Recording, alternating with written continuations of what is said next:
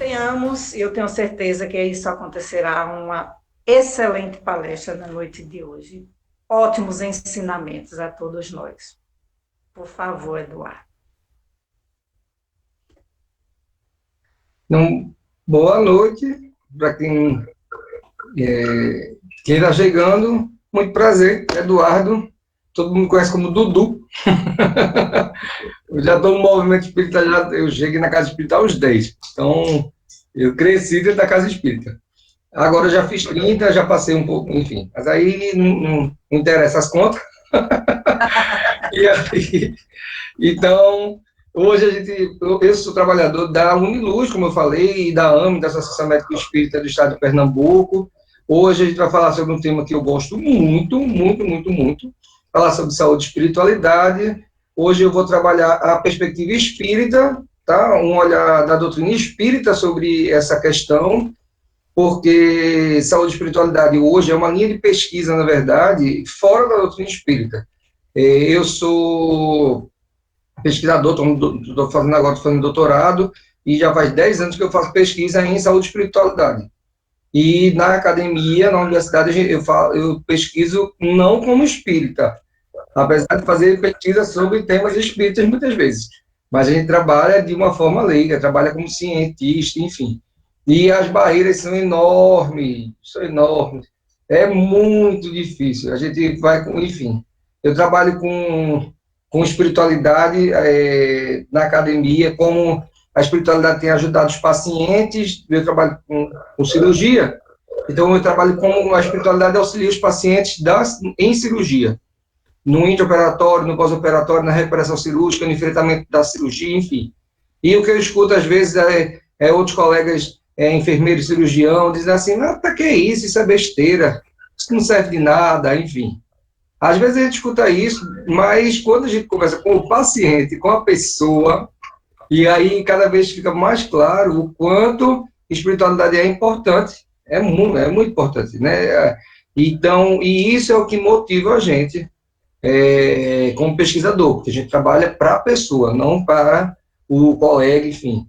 E na doutrina espírita, a compreensão da doutrina espírita traz, bem basilar, ainda, hoje eu vou trabalhar muito Kardec, no fim a gente vai falar de Joana, que é bem mais contemporâneo da gente, mas bem na base mesmo, hoje, como o tempo da gente não é, eu tenho que acabar antes da meia-noite, né?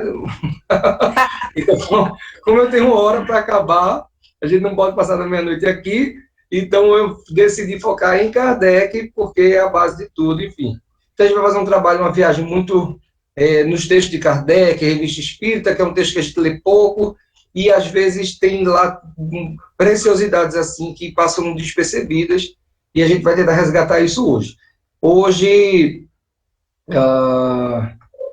deixa eu tentar fazer uma projeção, para ver se a gente acompanha os slides. Então, vamos lá. Eu vou começar com uma poesia. Eu gosto muito de começar com poesia, ou acabar com poesia, enfim. Porque poesia faz parte da nossa saúde também, espiritualmente falando. A gente tem que encontrar poesia na vida. Quando a gente perde a beleza da vida, deixa de ver beleza e ver poesia, a gente está num caminho da doença, no caminho da saúde, a gente tem que manter um olhar mais positivo. E o Espírito Aurora, ela diz assim: Senhor Deus, que dos altos cimos nos ampara, a que toda a natureza exalta em tua obra da criação. Tende por nós piedade, afasta-nos do orgulho e da vaidade, e ensina-nos o perdão. Em todo o universo a tua grandeza, e com tamanha beleza és digno de louvor e exaltação. E na nossa miséria de cada dia, nas lutas de tristeza, sem alegria, tende por nós compaixão. Conduz-nos pelos passos do grande mestre, que por toda a terra exerce ministério de amor, ternura e perdão. Mantém-nos no certo caminho, livra-nos dos próprios descaminhos, leva-nos pela estrada da retidão. A ti, Senhor, todo louvor e toda glória, a tua exaltação nos levará à vitória sobre nós mesmos, nossa redenção. Vamos começar com a imagem dele, do nosso codificador aí, já com preto de gratidão, E ele diz no capítulo 1, no item 21 do livro da Gênesis, um livro importantíssimo para o estudo da ciência espírita, ele diz que o espiritismo, olha, essa frase é muito importante, é uma revolução completa a operar-se nas ideias, uma revolução tanto maior, tanto mais poderosa, quanto não se circunscreve a um povo, nem a uma casta, visto que atinge simultaneamente pelo coração todas as classes, todas as nacionalidades, todos os cultos. Então, todo esse conhecimento ele é gratuito, disponível para todas as classes. Às vezes as pessoas acham que a doutrina espírita é difícil, que é uma leitura mais difícil, por isso que a gente tem os grupos de estudo, por isso que a gente tem as casas espíritas com essa oportunidade e oferecendo cursos regulares, como o próprio codificador já previa, cursos regulares de espiritismo, para que a gente possa ter acesso a esse conhecimento que foi pensado, planejado no coração de Jesus, em nome de Deus, como nossa terceira revelação. Kardec continua dizendo, no mesmo capítulo, no item 54, mais adiante, acerca da ciência espírita, ele diz que nenhuma ciência existe que haja saído prontinha do cérebro de um homem. Olha que interessante. Todas, sem exceção de nenhuma, são fruto de observações sucessivas, apoiadas em observações precedentes, como em um ponto conhecido para chegar ao desconhecido. Então, ele fala de um dos métodos, o método dedutivo, né, um dos métodos científicos, e ele se refere, então, à ciência espírita, a todos os conhecimentos que a gente vem trazendo com a doutrina espírita, ele já faz essa referência, que não saiu prontinho do cérebro de um homem. Às vezes a gente tem que fazer essa lembrança, que a doutrina espírita saiu de um processo coletivo dos espíritos, né, sobre a condição do espírito verdade, e que várias outras revelações surgiram depois, complementando a doutrina espírita, sem fugir dessa base, através de André Luiz, de Emmanuel, de Joana de Ângeles e outros espíritos, né, e com outros médios, além de Chico. Em O Consolador, na questão primeira, tem lá uma pergunta de Emmanuel, que diz assim: tem o espiritismo absoluta necessidade da ciência terrestre? E aí, Emmanuel, isso é a pergunta feita a Emmanuel, e Emmanuel responde o seguinte: essa necessidade de modo algum pode ser absoluta. O concurso científico é sempre útil quando oriundo da consciência esclarecida e da sinceridade do coração. Importa considerar, todavia, que a ciência do mundo se não deseja continuar no papel de comparsa da tirania e da destruição, a ciência do mundo é que tem a absoluta necessidade do espiritismo, cuja finalidade divina é a iluminação dos sentimentos na sagrada melhoria das características morais do homem. Então, ele deixa claro que para a ciência não ser mais comparsa da tirania, como ele diz, ser utilizada para a destruição, e para que não ocorra o mau uso da ciência e do conhecimento que é produzido pela humanidade ao longo das eras, a gente precisa, a ciência, o cientista, nós é que precisamos da doutrina espírita, porque a doutrina espírita, além de dar margem para o crescimento do conhecimento científico, orienta o seu uso e a sua aplicação prática com finalidades morais e de elevação das consciências, iluminação dos sentimentos, como diz Emmanuel. Hoje, na pesquisa, não só a pesquisa espírita, mas a pesquisa da academia, da ciência tradicional e várias outras pessoas não espíritas vêm pesquisando, nós temos como objeto de estudo de várias pesquisas a terapêutica complementar espírita. Terapêutica complementar espírita, nós definimos como conjunto de práticas orientadas pelo conhecimento espírita, oferecidas nas instituições espíritas ou fora delas, para o público em geral. Então, o que é a terapêutica complementar espírita? Hoje nós temos vários estudos sobre a fluidoterapia, o passe, a água magnetizada. Os estudos com a água magnetizada são ainda mais incipientes, a gente está mais começando ainda. Estudos sobre o passe, nós temos já estudos bem mais aprofundados sobre o passe, que mostram o efeito do passe. Mais o efeito do passe do que, propriamente dito, o mecanismo de ação do passe. Porque os mecanismos da ciência tradicional não conseguem avaliar ainda o nível fluídico que o passe trabalha no corpo espiritual. Esse tipo de energia ainda não é tão facilmente detectado e avaliado pelos instrumentos tradicionais. mas nós temos várias evidências sobre o efeito do passe. Tá? A primeira pesquisa realizada no Brasil sobre o passe, sobre a imposição das mãos, na verdade, e o passe em particular, foi uma pesquisa que, inclusive, utilizou a água magnetizada, uma pesquisa realizada lá na escola onde eu estudo, na escola de enfermagem da USP, lá em São Paulo. Então, pesquisadores publicou em 2004 na revista Brasileira de Enfermagem uma pesquisa feita com ratinhos. Os coitadinhos dos ratinhos lá no laboratório, eles pegaram 2 grupos de ratinho, e um grupo, em todos os 2 grupos, eles fizeram um corte nas costas do ratinho de 2 centímetros. Foram lá com o bisturi, fizeram uma anestesia no bichinho e fizeram 2 centímetros de corte. E aí, o que eles faziam? A um grupo, eles davam a água da torneira, normal, para o ratinho beber. E para o outro grupo, eles chamavam religiosos, católicos e espíritas evangélicos, para fazer imposição das mãos, magnetizando a água, e oferecer água para o ratinho.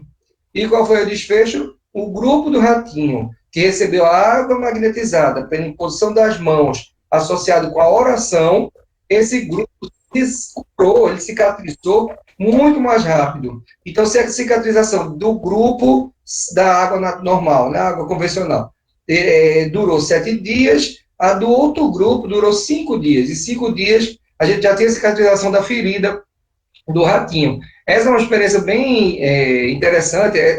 Eu não gosto de pesquisa com animal, enfim, mas é uma evidência científica aí, vinda do laboratório, por pesquisadores não espíritas.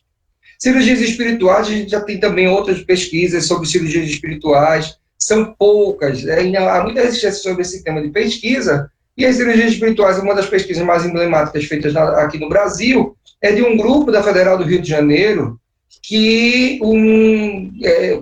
na verdade, essa pesquisa começou com um grupo, mas veio da motivação de um cirurgião oncológico, que ele recebia pacientes no ambulatório que diziam que iam lá no Frei Luiz, que é um centro espírita que tinha cirurgias, tem muitas cirurgias espirituais, é voltado para a cura.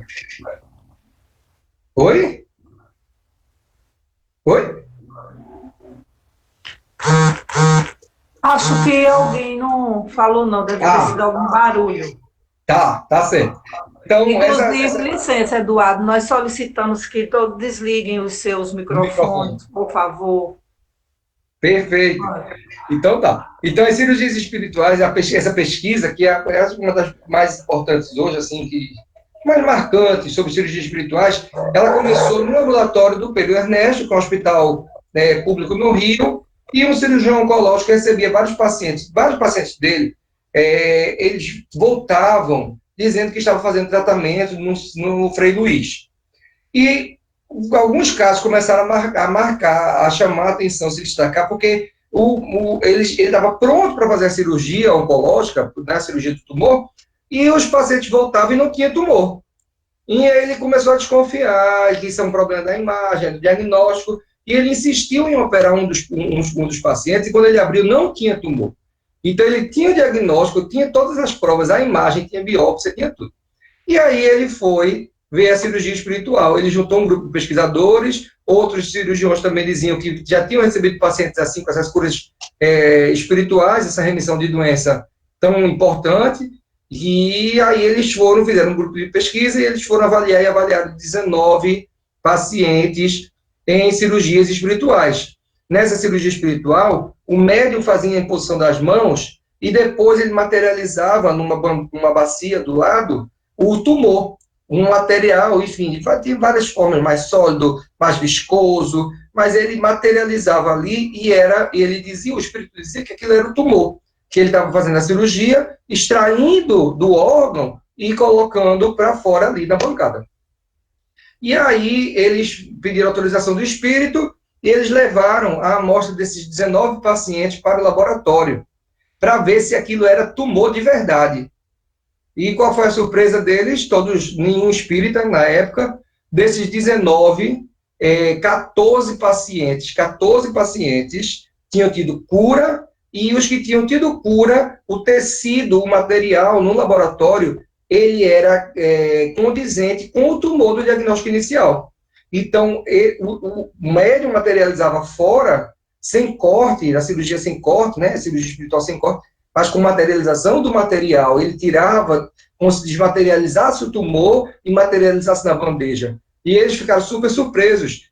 Mas esse cirurgião, ele conta que ele não se contentou ainda apenas com esse experimento, porque ele queria saber por que 5 pacientes não tinham tido a cura e o material não era do tumor. Porque os 5 outros pacientes, né, os 14 deram tumor, era o tumor mesmo, e dos outros 5 não era o material do tumor, mas era material do paciente. Vinha resíduo de sangue, outros fluidos do paciente, mas não vinha o tumor. E eles voltaram para perguntar para o espírito. Olha que interessante, os cirurgiões querendo aprender com os espíritos.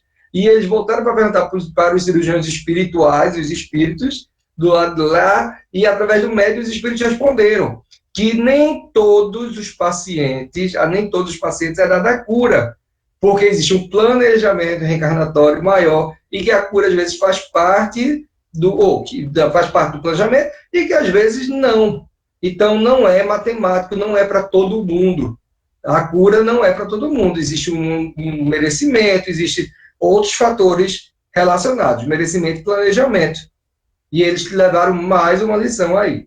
Sobrevivência dos espíritos, hoje a gente tem várias pesquisas estudando as experiências de quase morte, acho que são as principais evidências das pessoas que têm a morte aparente e estão em um estado de ausência de circulação cerebral, não tem oxigênio cerebral, perdem a consciência e tem registros fiéis de atividade fora do corpo. Então, a atividade consciente fora do corpo, durante a ausência de consciência no corpo, só pode ser de uma consciência que ela é extracorpórea e que provavelmente sobrevive, e que, como é independente do corpo, provavelmente sobrevive à morte do corpo. Essa é uma das principais evidências que nós temos, né, na pesquisa atual, sobre a sobrevivência do espírito. Comunicabilidade dos espíritos, no caso mediunidade. Hoje nós temos várias pesquisas, inclusive de imagens do cérebro, com ressonância, com medicina nuclear, cintilografia, eletroencefalografia, vários exames que são muito precisos e que conseguem detectar, durante a atividade mediúnica, já foi feita pesquisa com pictografia, pintura, com psicografia, então, principalmente essas duas mediunidades. E se consegue detectar que há uma atividade cerebral totalmente diferente da psicografia para a escrita tradicional. Então, um grupo, por exemplo, na pesquisa, é pedido assim, que os pacientes escrevam algo da sua memória, algo que eles lembrem, pode escrever qualquer coisa, uma música, uma carta, e eles escrevem lá, enfim. Durante essa atividade, o cérebro se comporta de um jeito.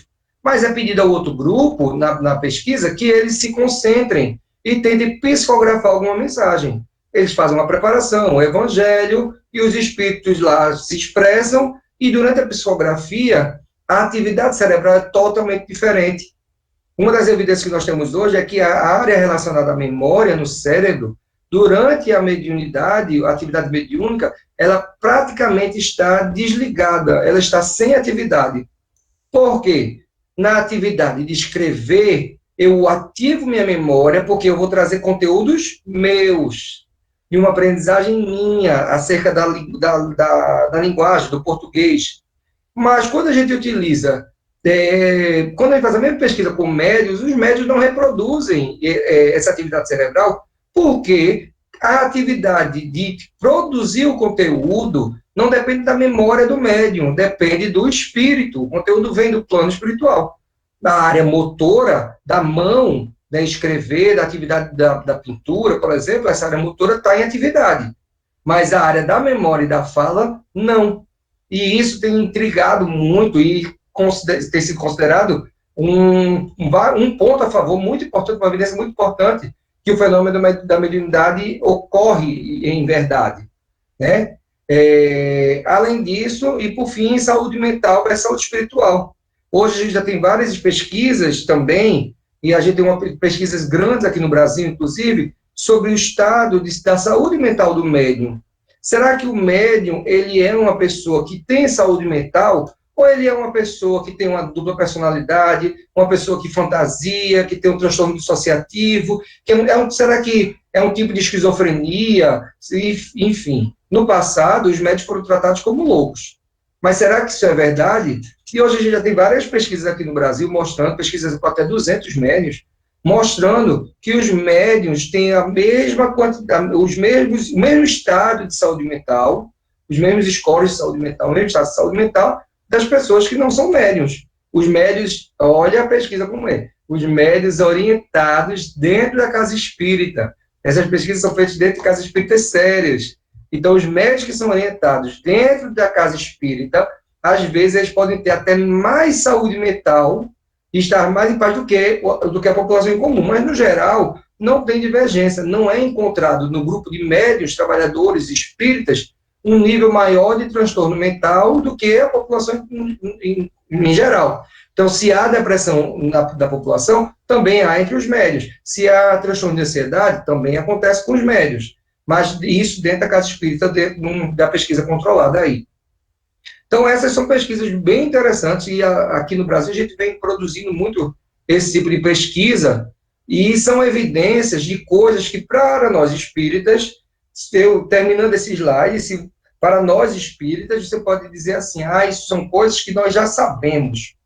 A gente já conhece dentro da casa espírita alguém que melhorou de uma doença, um passe que fez uma diferença, alguém que entrou com uma dor de cabeça e saiu do passe bem levinho, né? Foi melhor do que de pirona, e a gente sabe disso, a gente tem várias evidências da comunicabilidade dos espíritos, mas essas evidências são o que nós chamamos de empíricas, elas vêm da nossa prática, da nossa experiência, mas essas experiências ainda não são a nossa experiência pessoal, no ambiente religioso, dentro do templo, dentro da casa espírita, no caso, elas não têm como ser consideradas ainda evidências científicas. Por isso essas pesquisas são tão relevantes, por isso que essas pesquisas vêm trazendo para o mundo um olhar sério e sóbrio e sem paixões. Tá? Por mais que eu seja de outra religião, eu vou ter que reconhecer que o passe, dentro de todas as pesquisas que a gente mostrou, é uma terapêutica eficaz. Então, não é uma coisa da cabeça nossa. Não é como as pessoas dizem às vezes, você melhorou porque você acreditou. O acreditar faz parte do receber, porque aumenta a nossa conexão. Mas o passe, hoje, tem pesquisas aqui no Brasil, por exemplo, em Uberlândia, no Triângulo Mineiro, com a pesquisadora Hélida, uma colega que eu gosto muito, adoro a Hélida, e ela pesquisou primeiro com pacientes grandes, adultos. E aí os pacientes, o que as pessoas diziam? Mas eles melhoraram assim porque eles acreditam, isso é um efeito da sugestão, porque eles acreditam que estão melhor, porque acredita que o passo faz alguma coisa.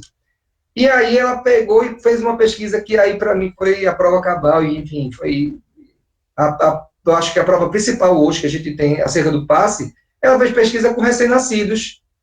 Pesquisa com recém-nascido. O recém-nascido, ele não fez o ESD. Tá? O recém-nascido, né, o que está na UTI neonatal, com 10 dias de nascido, ele não fez um ESD, não fez EAD, não fez estudo do passe, não estudou André Luiz, ele não se convenceu ali que vai melhorar porque recebeu o passe. E as pesquisas, ela pegava grupos de recém-nascidos, fazia imposição das mãos, aplicava o passe, e esse grupo que recebia o passe saía da UTI mais cedo, melhorava muito mais e tinha mais sobrevida do que os grupos dos mesmos de recém-nascidos, né, na mesma gravidade, que não recebiam o passe.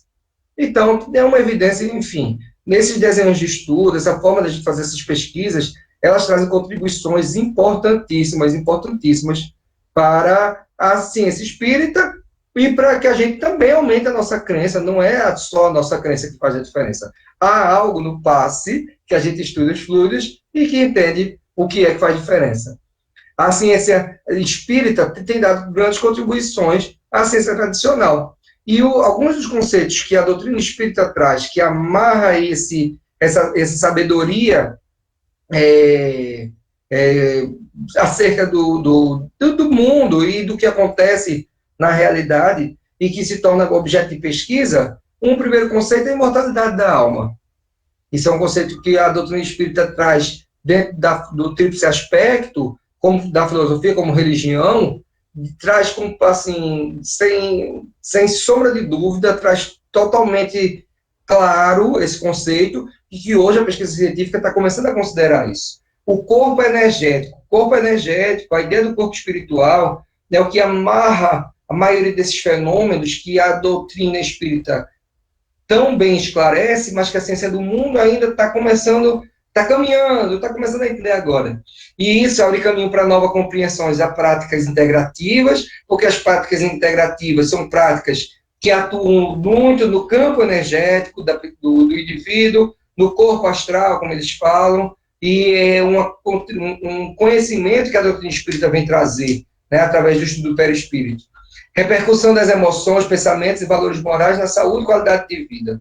Então, a doutrina espírita já vem deixando bem claro que o que a gente pensa, as emoções que a gente carrega, os valores que a gente propaga e vivencia, fazem diferença na nossa saúde, na nossa qualidade de vida. E isso tem reforçado no campo científico as prescrições terapêuticas de Jesus. Porque o que Jesus nos prescrevia e nos orientava no campo da educação dos sentimentos, da forma de pensar e falar, dos valores morais que nós deveríamos angariar e trazer para a nossa vida, para a nossa praxis, esses conhecimentos são prescrições terapêuticas, são prescrições não só da cabeça de Jesus, porque é algo bonito de se dizer. Jesus não falava só porque era bonito, ou para agradar, ou para deixar uma mensagem bonita. Não era a preocupação dele. Ele falava isso porque isso era uma verdade terapêutica, a favor da saúde, da cura espiritual, da transformação do homem na direção da luz, e assim da libertação do homem desse processo de adoecimento contínuo. Ainda a compreensão dos fluidos, essa compreensão dos fluidos, que o fluido cósmico universal é dividido em princípio inteligente, princípio material, e que nós temos, então, do princípio inteligente, o princípio espiritual e o espírito. E do princípio material, nós temos os fluidos, como o fluido vital, e a própria matéria, que compõe juntos, fluido vital e matéria, o nosso corpo físico. Essa compreensão nos deixa bem claro que aquilo que os antigos já traziam, de que nós somos uma composição triuna de corpo físico, espírito e corpo material, corpo espiritual, é verdadeiro. Hoje nós entendemos, nós nos vemos como espíritas, como espírito, matéria, corpo físico e corpo espiritual.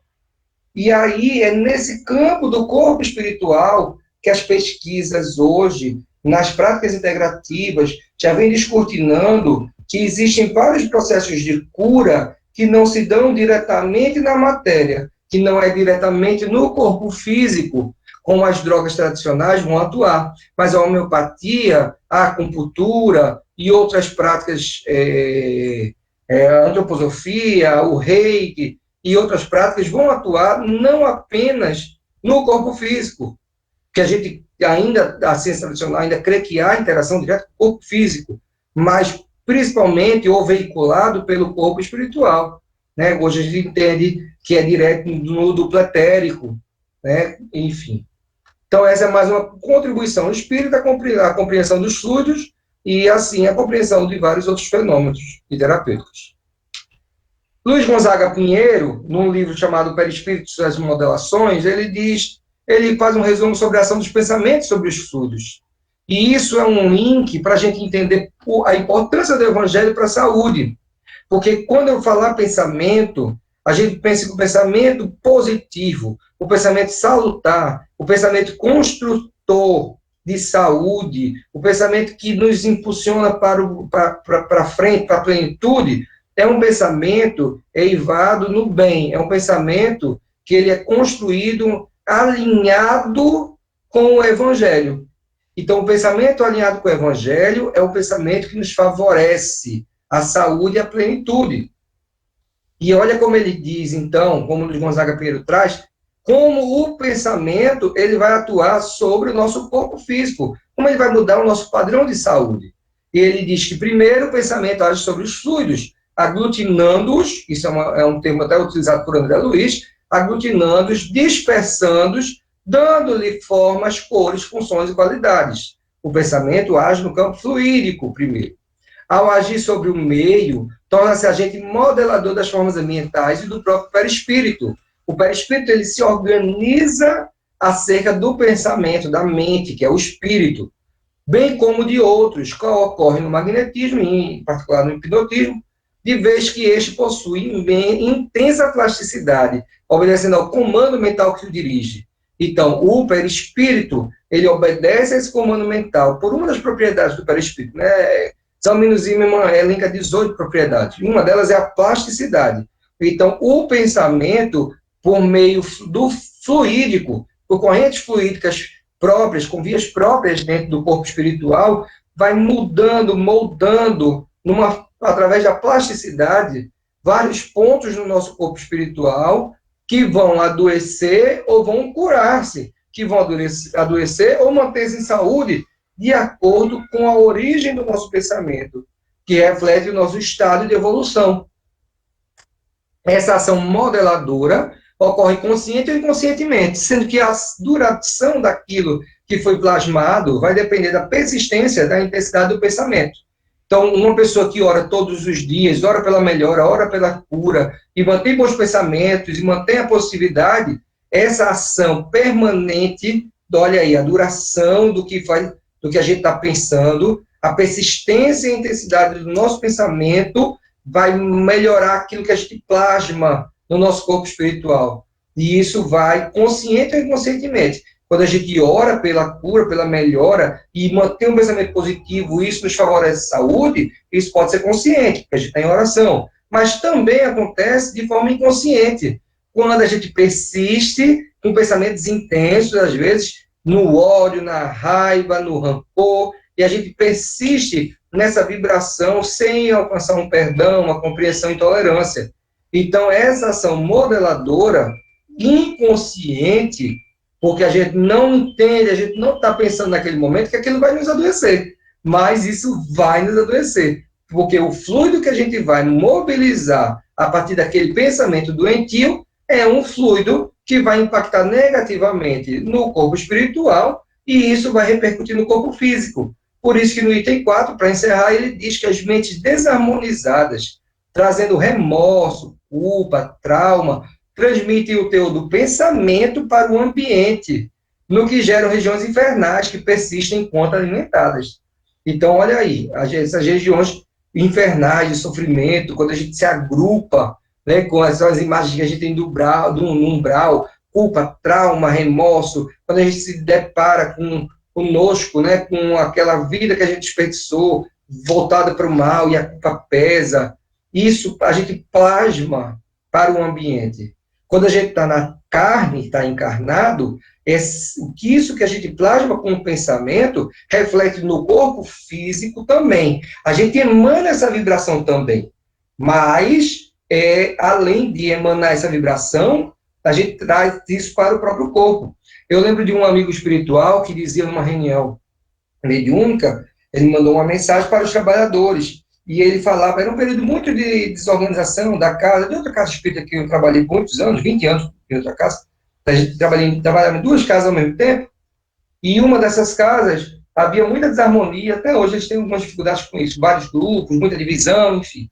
E as pessoas entravam no salão, na hora da palestra, antes da palestra, e se mantinham em maledicência, um falando da vida do outro.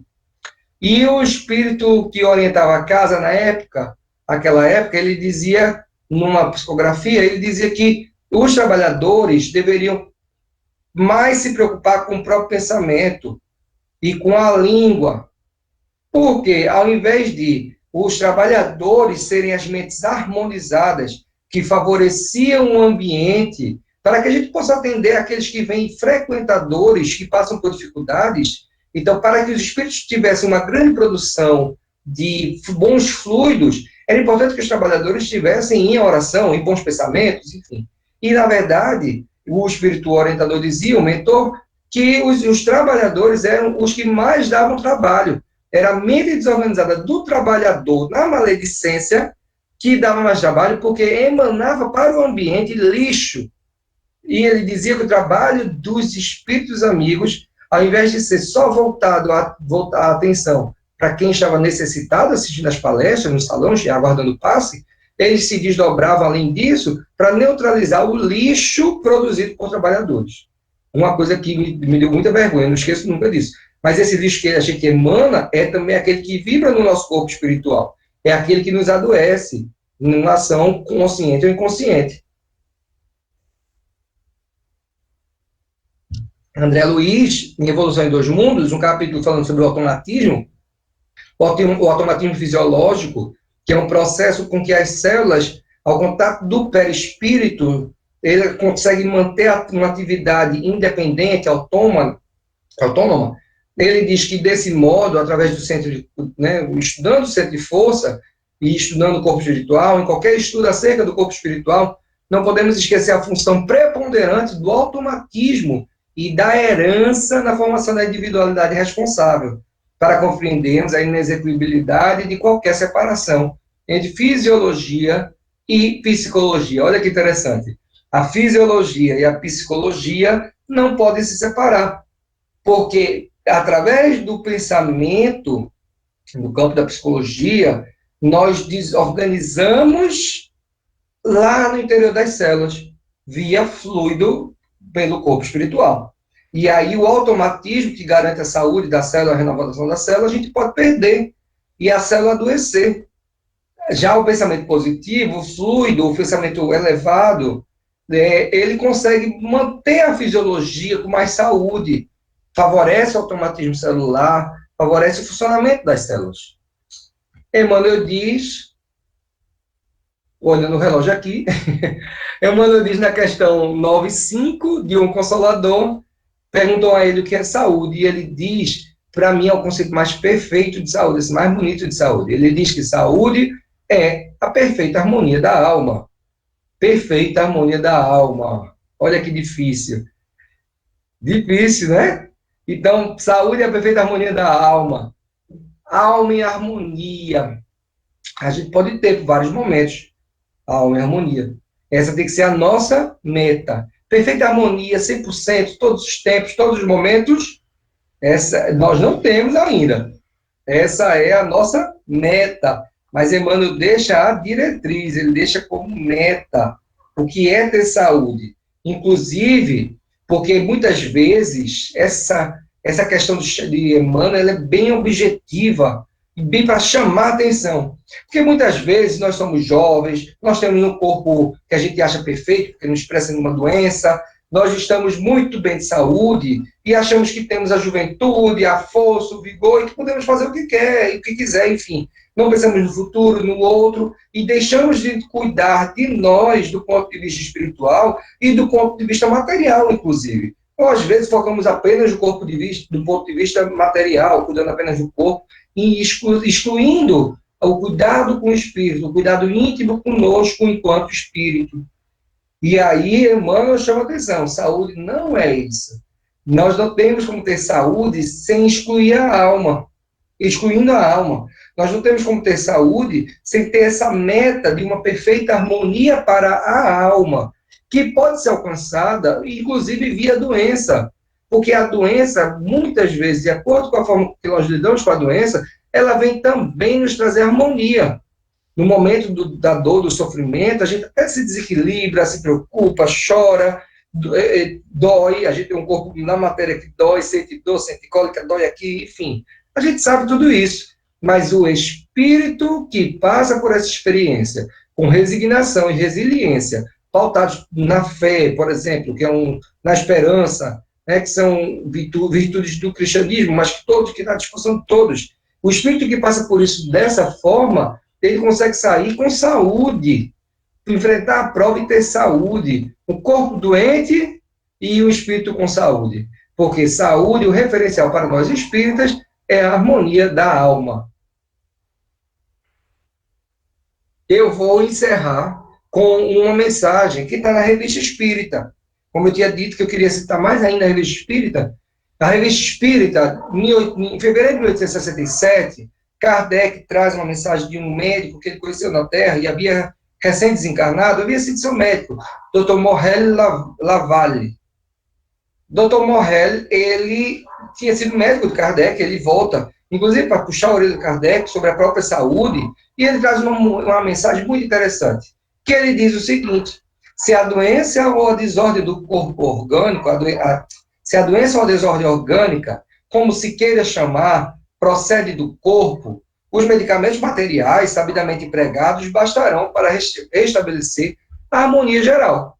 Se é uma doença do corpo, por exemplo, se você teve uma fratura, quebrou um pé, bota o gesso, se precisar faz cirurgia, toma um remédio e vai atuar ali naquela dor, naquele momento. Foi uma desordem que veio orgânica, um trauma externo, enfim. Mas aí ele continua dizendo que se a perturbação veio do perispírito, olha aí, se já no nosso campo energético, perispiritual, a doença aconteceu pela via fluídica, se for uma modificação do princípio fluídico que nos compõe nessa afinidade, corpo, perispírito e espírito, que se acha alterada, né, se é esse princípio que se acha alterado, vai ser preciso uma medicação em relação com a natureza do órgão perturbado, para que as funções possam retomar seu estado normal. E ele já dá a brecha para a compreensão das práticas integrativas e do passo da terapêutica complementar espírita. E ele continua: se a doença procede do espírito, não se poderá empregar para combater outra coisa senão uma medicação espiritual. Olha aí. Então, se a mente do espírito, nós espíritos, temos a mente tão desalinhada, vibrando no ódio, na revolta, que nós adoecemos o corpo físico, a gente tem que atuar dessa forma no espírito. E qual é a medicação espiritual? Então, olha como ele diz. O que é a medicação espiritual? É evangelho, é amor, é a prática do perdão, da caridade. A medicação espiritual são essas vias que a religião e o cunho moral da doutrina espírita vem nos oferecer para a nossa cura espiritual. Se, enfim, como é o caso mais geral, pode-se mesmo dizer, o que se apresenta exclusivamente, se a doença procede do corpo, do perispírito e do espírito, será preciso que a medicação combata ao mesmo tempo todas as causas da desordem por meios diversos para obter a cura. Então, ele é bem direto. Se a doença ela tem um tríplice, se nós somos triunos, a doença também tem um tríplice aspecto, e aí a gente precisa da medicação do corpo, da medicação energética, olha aí, e da medicação espiritual, pautada no Evangelho. Então, nosso tempo vai encerrando. Maria do Carmo? É agora, né? 50 minutos? Sim. Então, estou no tempo certo, tá bom. Então, eu agradeço muito, enfim, eu falo muito, acho que eu falo demais, é porque é um assunto que eu gosto muito e tem muita coisa para a gente discutir. Eu espero ter deixado aí uma introdução, uma primeira apresentação, enfim. No nosso canal da AME a gente tem mais referências.